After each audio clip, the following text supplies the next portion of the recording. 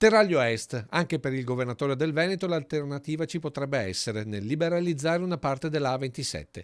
Una decisione che per Zaia potrebbe prendere la famiglia Benetton nell'ambito dei provvedimenti che Autostrade per l'Italia sta programmando per evitare il ritiro delle concessioni da parte dello Stato. Benetton è uno dei soci di Autostrade per l'Italia e per carità può farsi portabandiera, sicuramente sì.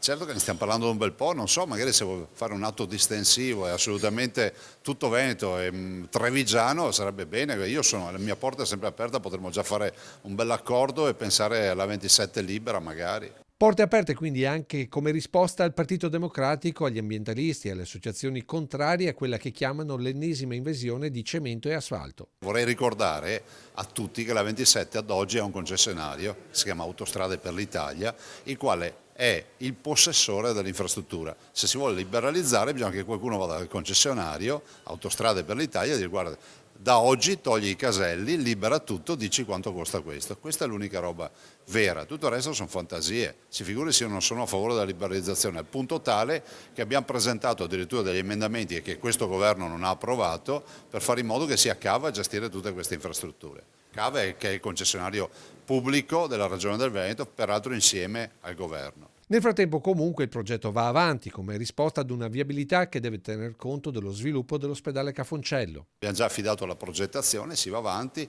peraltro una riduzione anche dell'investimento, visto e considerato che si passa dai 25 milioni a meno di 20 milioni, intorno ai 20 milioni. Rimanendo in politica, inevitabile è la battuta sui rappresentanti del Movimento delle Sardine invitati da Toscani a Fabbrica. Ognuno passa le sue giornate chi vuole, cioè non è un mio problema, siamo in un paese libero, c'è chi va con le sardine, chi va con i cavalli, chi va con le oche, chi va con altri animali, ognuno si sceglie i propri.